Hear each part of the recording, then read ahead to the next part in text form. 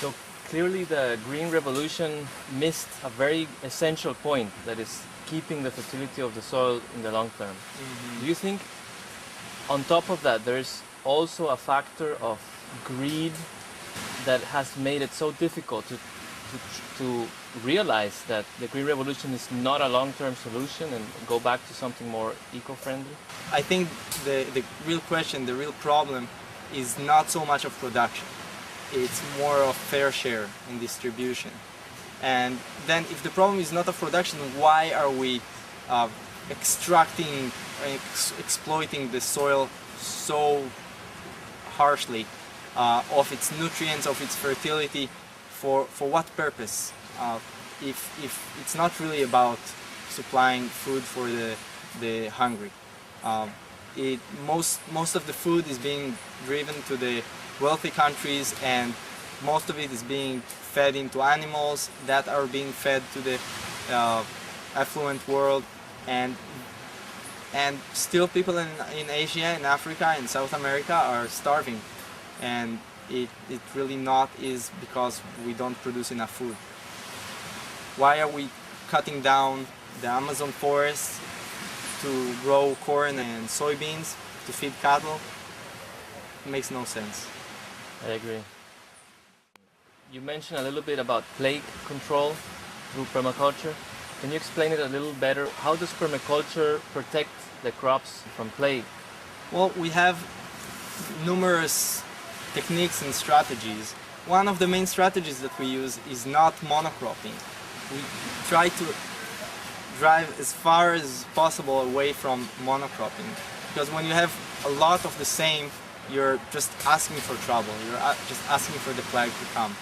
So we intercrop, we plant things together, we make these guilds or companion planting of beneficial plants. Some of them we're cultivating for the crop, but other ones we're cultivating because they are making a habitat for the predators of the bugs that are usually giving us trouble with this specific crop.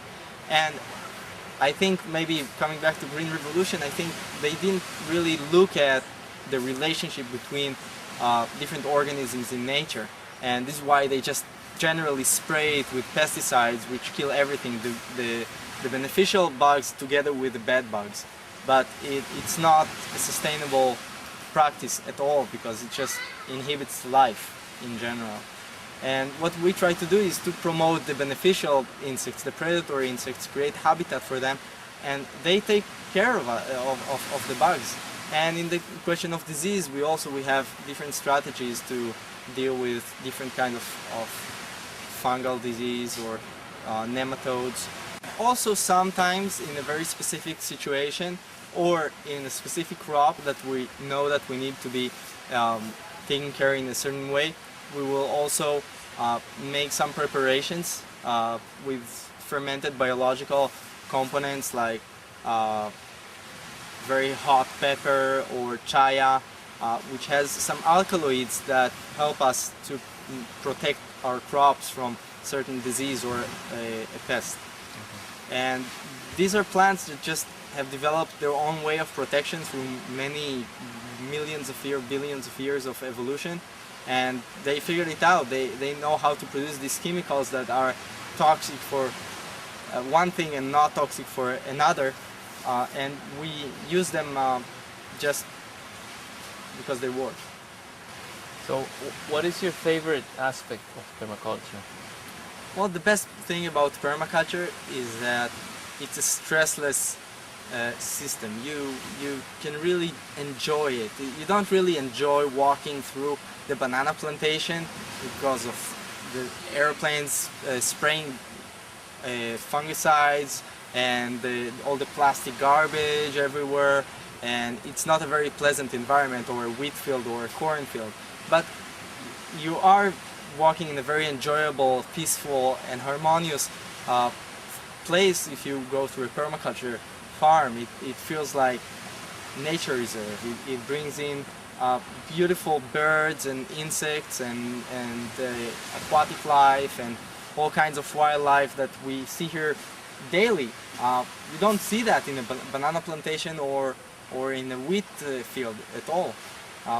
it's just beautiful, it's enjoyable, it's very productive. We find that it's very, very productive per input of energy or per unit of land, or in whichever scale you want to measure it, it's extremely productive and of very low maintenance.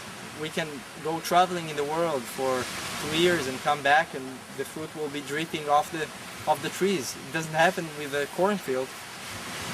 That's awesome, I love that.